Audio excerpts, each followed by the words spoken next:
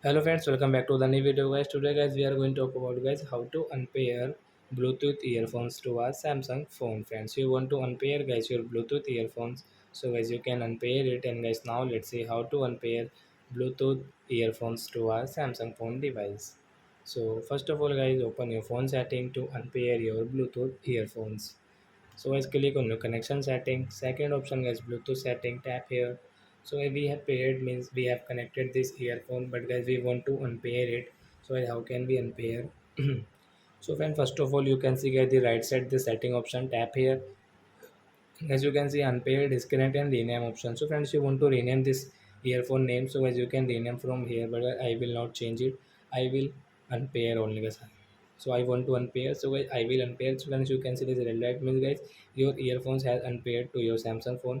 And guys, you want to pair means you want to use again, so you will have to pair.